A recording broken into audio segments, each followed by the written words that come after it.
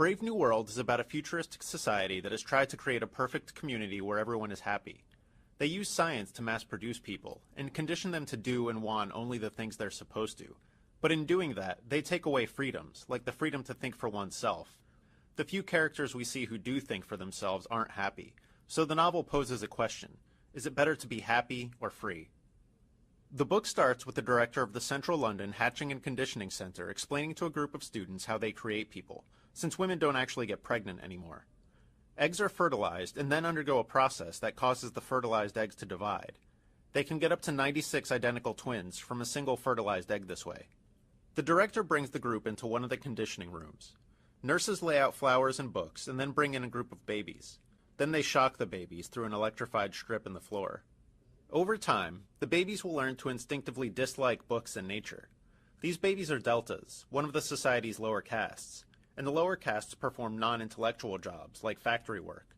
By conditioning the delta babies to hate books, the society ensures that they won't ever have any desire for them, and by conditioning them to hate flowers and nature, they'll want to stay near their work in the cities. They condition all the castes this way, according to what their role will be in the community.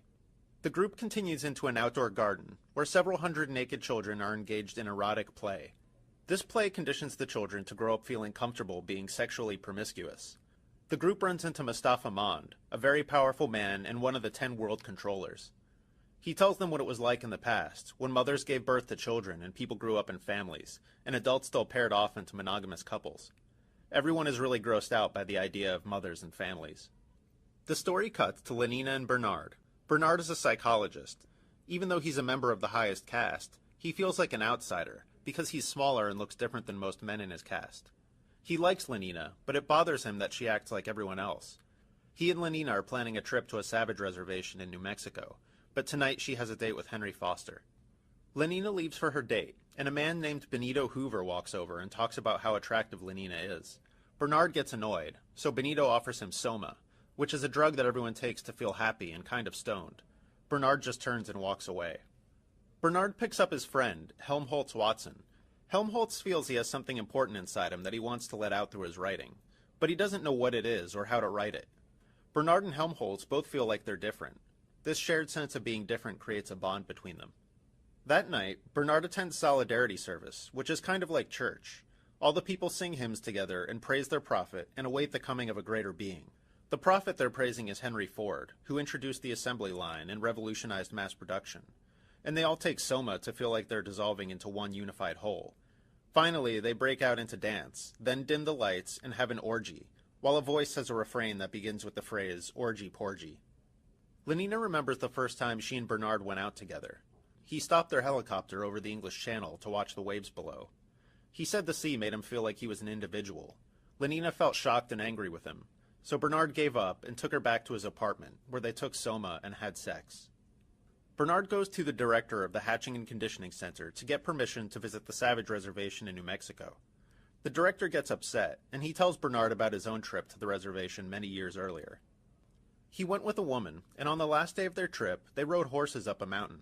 After lunch, he took a nap, and when he woke up, she was gone. A terrible thunderstorm broke out, and the lightning scared the horses. He hurt his knee trying to catch them, but they ran off. The next day, they searched for the woman, but she was never found. He ends the meeting by telling Bernard he's very unhappy with Bernard's behavior, and threatens to relocate him to Iceland. Bernard and Lenina go to the Savage Reservation, and witness a ritual where a young man must remain silent while he's whipped. The square empties out, and a young savage approaches Bernard and Lenina. Unlike the others, he's white, and he speaks English. This savage, whose name is John, wanted to be whipped, to prove he's a man and to sacrifice his body for the village. He explains that his mother, Linda, wasn't from the reservation. She had been visiting with a man, and while on a walk in the mountains, she fell down a ravine and hit her head.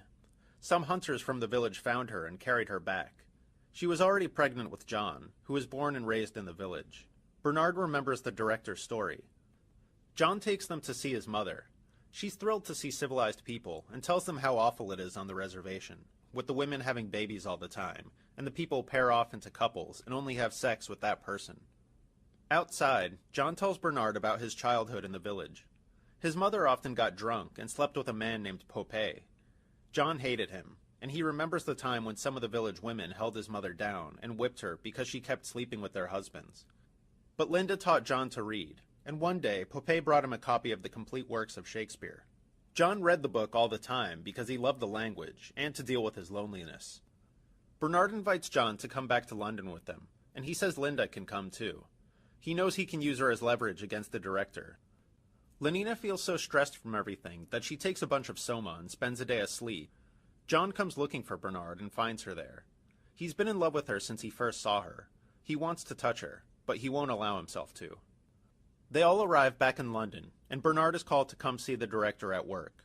The director announces that to keep Bernard from infecting others with his unorthodoxy, he's sending him to Iceland.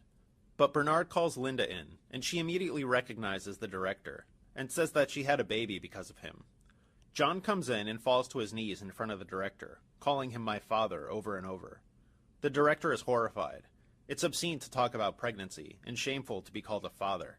And all the workers laugh hysterically like it's all a dirty joke, until the director runs out of the room.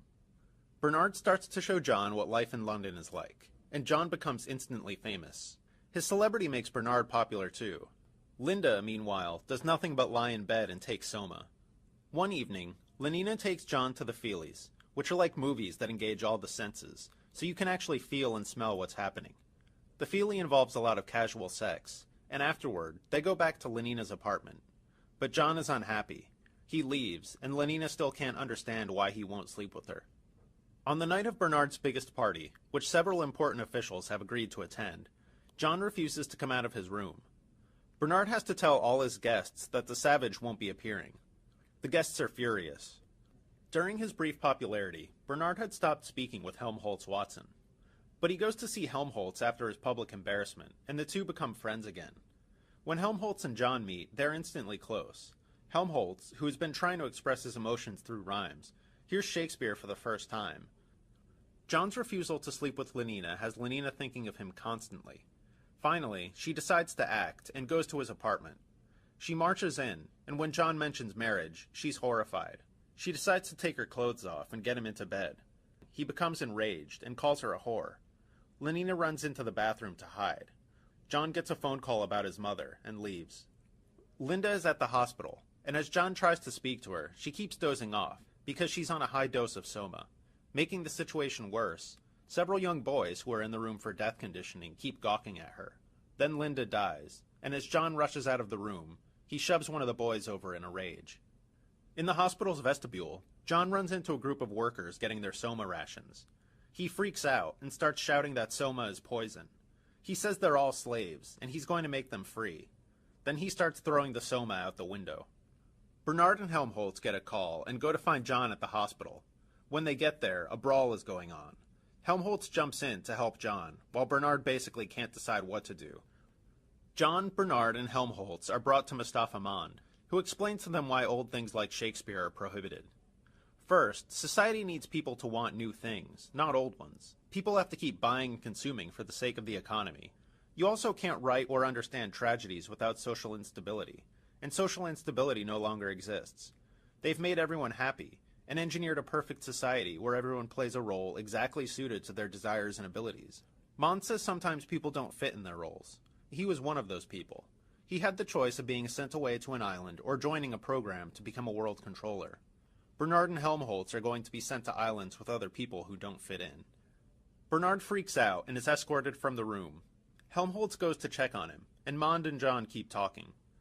Mond says they've also gotten rid of God. God and religion are only compatible with a society where people get old and suffer losses. God and religion also lead to self-denial.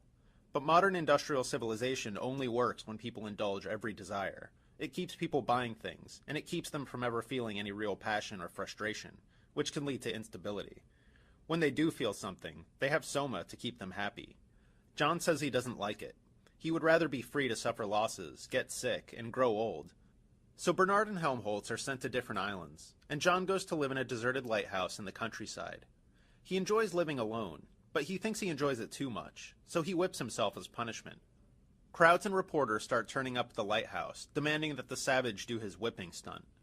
Eventually, a huge crowd appears, and they end up beating one another in front of John's house while chanting "Orgy Porgy." When John wakes up the next day, he remembers everything and feels horrified. When the crowd comes back that night, they find him hanging. For more information about Brave New World, check out the Brave New World SparkNote at sparknotes.com.